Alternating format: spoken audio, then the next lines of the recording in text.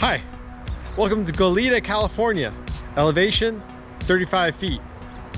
We're going to be getting much higher than that as we climb Refugio into the Los Padres National Forest. We'll be above Santa Barbara, going across West Camino Cielo. So, let's change out of these clothes and let's go.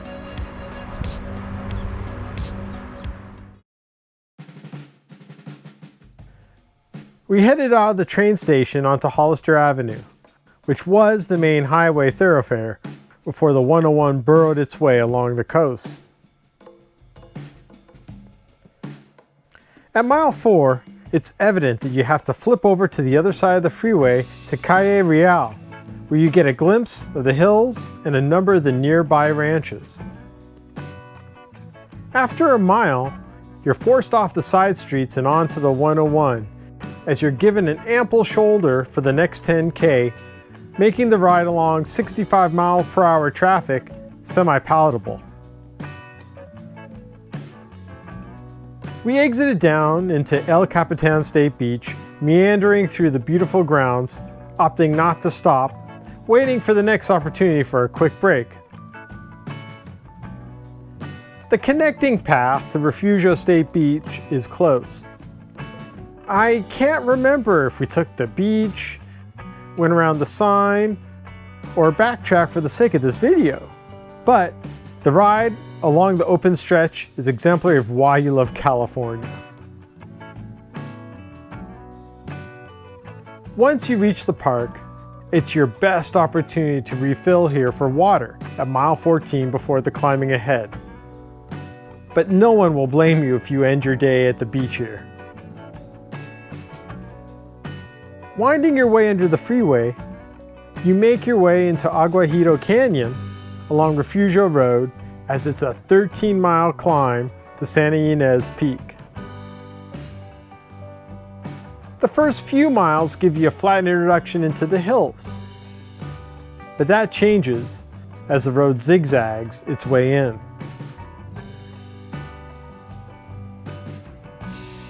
Shade and running water provide an early welcome to the next phase, as the pitch increases ever so slightly. That changes at mile 18 of our journey, as you come across the accommodating Circle Bar B, as it's conveniently placed right as the slope goes against your favor. From here, it's hard to say what's worse: double-digit slopes, or how moving away from the creek causes more exposure to the sun.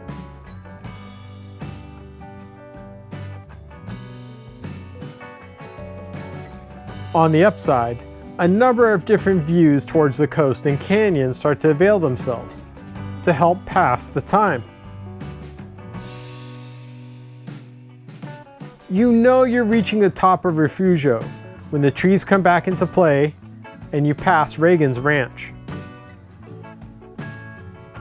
The turnoff to West Camino Cielo is easy to follow, as continuing ahead on dirt would take you down Refugio into Santa Ynez. Instead, follow the pavement on the right and continue your climb. Riding along the ridge of West Camino Cielo primarily positions you on the south side with great views of the ocean below. But don't be fooled into thinking a coastal breeze will cool you down. One thing that's apparent up here is the lack of trees, as the few you'll find will only be in the upper elevations. Santa Ynez Peak is easy to make out, but don't be in a rush because it looks closer than you think. The pavement ends as you hit the turnoff for the radio towers, but it's good to stop to pause for the view. As you begin your introduction to dirt, you take in another half mile of climbing among some sandy conditions. At least you get a bit distracted early on with a great view of Chachuma Lake. You don't reach full stoke getting your first taste of downhill, as the road is a little rocky and loose, ebbing your speed a bit. Another obstacle to be aware of? Off-road vehicles. I guess you can get stabbed by a flag too. It's about 8 miles of dirt downhill that ranges between trying just to hold on, to grip it, and rip it.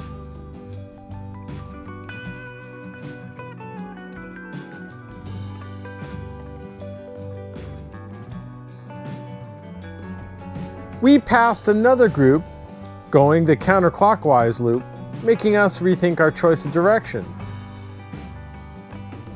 Only for a little bit.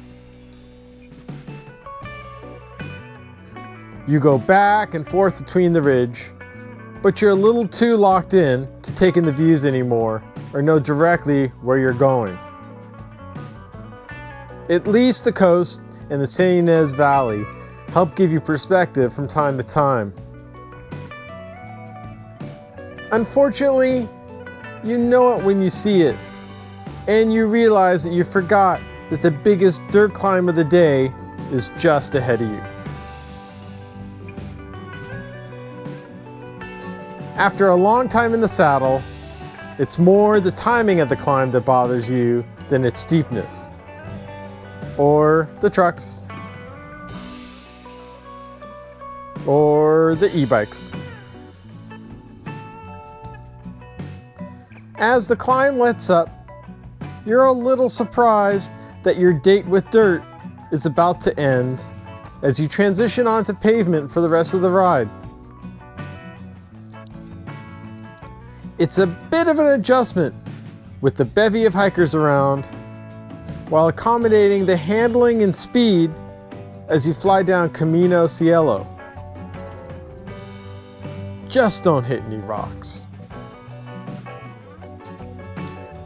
Instead of heading back towards Goleta, we meandered our way towards Stagecoach Road to make our detour down to the historic Cold Spring Tavern.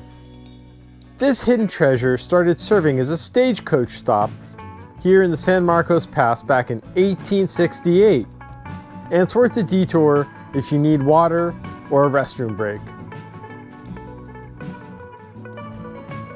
Backtracking past the highest arch bridge in California, our quickest way to home base was merging onto Highway 154, where you'll have to get into tuck position to stay ahead of drivers behind.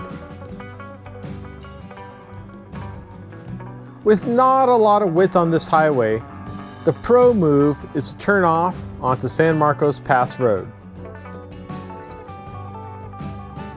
If riding down the 154 isn't already enough of an adrenaline rush, descending down this road, which previously served as the main bypass, is clearly the most turbocharged segment of the day.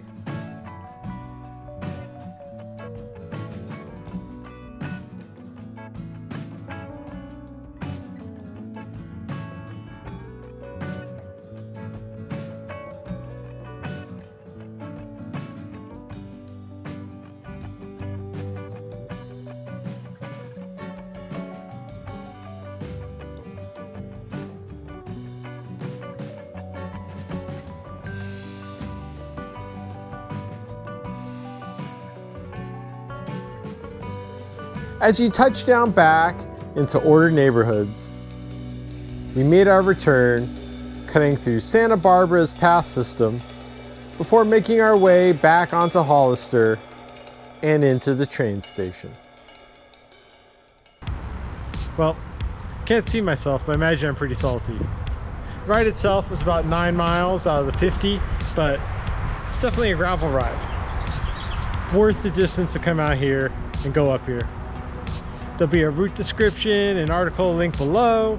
Please subscribe to Gravel Bike California, and we'll make more videos. See ya here.